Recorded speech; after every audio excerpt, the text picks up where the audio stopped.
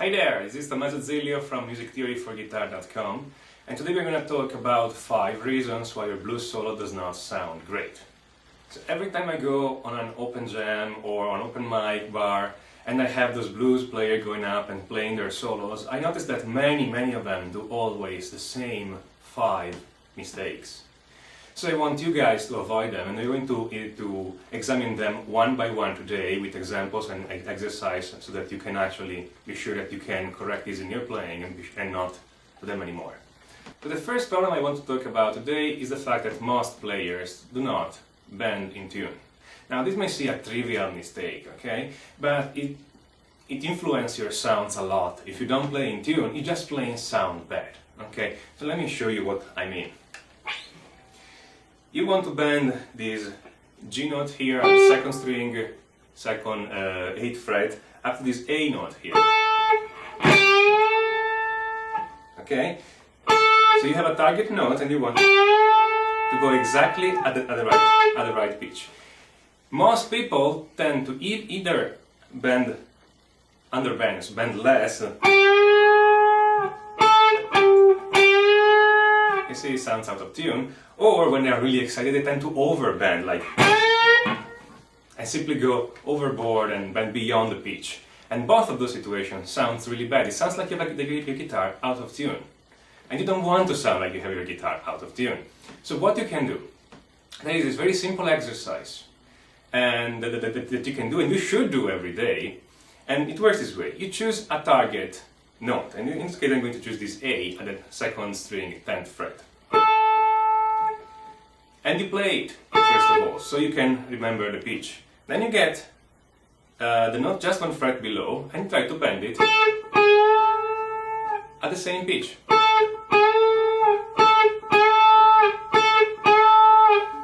Okay, and then you do the same with the note 2 frets below.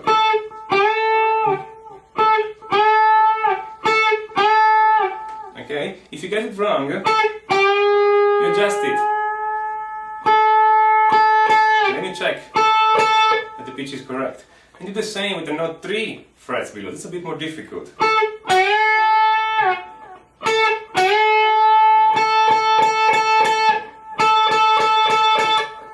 Okay? It's pretty simple. The point is you have to do this for every note of the fretboard in time, so every day choose a different note on a different string, because the string will react differently from the bends depending on where you are, on what fret you are, on what string you are. And you want to do this with all your fingers, which means your first finger, your second finger, your third finger, and especially your pinky, because it's usually undertrained. Again, it's not a difficult exercise. The important thing is you actually do it, otherwise you would not get any benefit out of this. It could be a good idea to also have a tuner with you, so that when you actually bend, you can see if the needle of the tuner is going on the right note or not. So this way, you don't need to trust your ear, you can really have a measurement if you're doing a good job or not. The second problem we want to talk about today is the fact that most blues guitar players never use the interval of a fourth. And this may seem quite obscure as a problem. I mean, what do we really care about using the interval of a fourth and why we're not using it? So let's see exactly what it is. So you're probably all familiar with the standard box pattern of the pentatonic, no? I'm using an A minor pentatonic right now, so it's at the 5th fret. Now, most people tend to play one note on the left side of this pattern, followed by one note on the right side of this pattern, and so on and so forth. So they can actually alternate between using their index finger and using their pinky or ring finger, like this.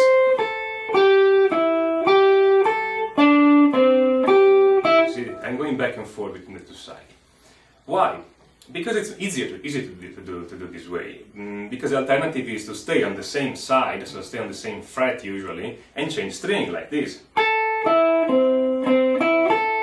And most people don't want to do this because it feels difficult on their fingers. The problem is that if you don't do this every now and then, people will realize that there's something missing on your solo. It's the interval of a fourth, I mean, the interval you create when you go vertically on the same fret and on different strings. And somehow your solo doesn't sound as good if you don't put this interval in every now and then. And the problem is that it's difficult to put it in cleanly. Okay, if you're playing completely clean, that's not a big problem, but if you're playing with even just a touch of distortion and you're not doing it properly, what's happening is this. You're playing maybe this note here, and you want to go here, and this happens. And it doesn't sound good. I mean, imagine you're playing a solo. So what do you have to do? You have to learn how to roll your finger. Okay, that's quite an easy technique, honestly, if you sit down and actually try to do it. And it works this way. Let's say I want to go from the second string 5th fret to the first string 5th fret. So at the beginning I just put down my finger the normal way on my first note. At the same time, my finger is touching the first string. The first string, it's muted.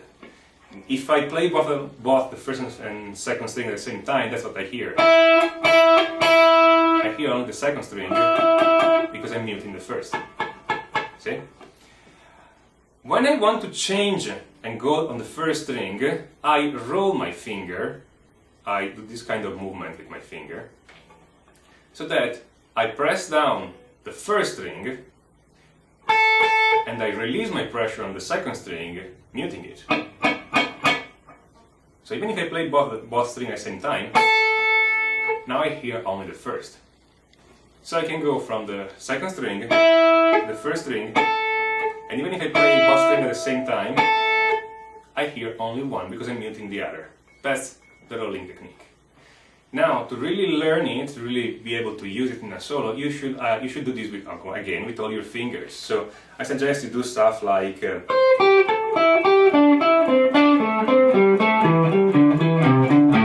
this is all rolling motion going down. This is it again in slow motion.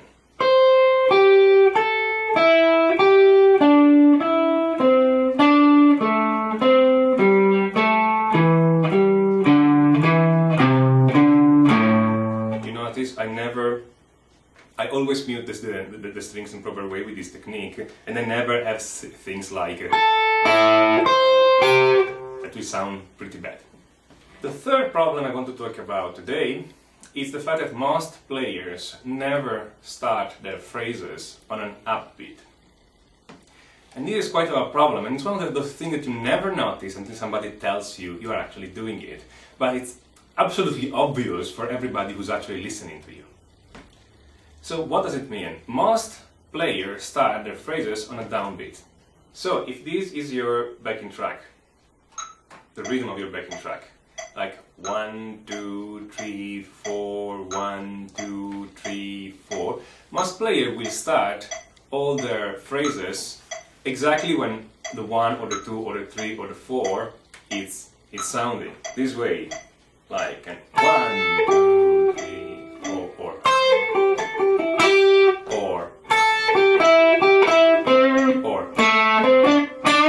see, always on the downbeat. This sounds okay if you're doing it for a phrase or two, but if you do it consistently for all the phrases in your solo, it gets old really, really fast. So what can we do?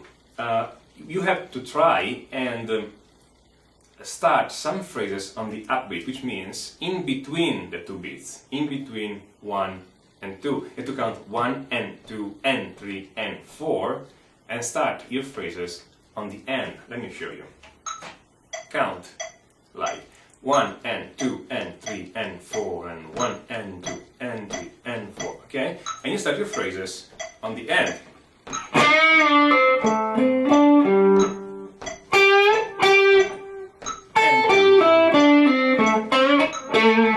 3 and 4.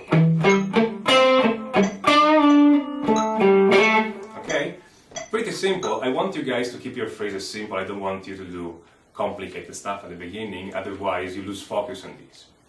Of course, if now you start all your phrases on the upbeat, it sounds as bad as starting all your phrases on the downbeat. It starts to sound good when you actually alternate and you do 1 or 2 phrases on an upbeat, and then maybe go on the downbeat, and maybe another one on the upbeat, and then 2 on the downbeat, and you go and try to mix it up essentially. So, but it's important that you first try to sit down and try and starting all your phrases on an upbeat just to make sure that you can actually do it at will. Okay? Again, it's a pretty simple exercise, so you put up a backing track, you improvise on it, and start all your phrases on the end, on 1, and 2, and 3, and 4. Okay? Okay, this concludes the first part of this video. If you click on the link below, this will take you to the second part of the video, where we're going to talk about the other two problems that are not being able to move up and down on the fretboard, meaning not knowing the scale all the way through, and not knowing what scales you can use to fit better your blues, because most people tend to use only the minor pentatonic and not use the other possible scales we have at our disposal.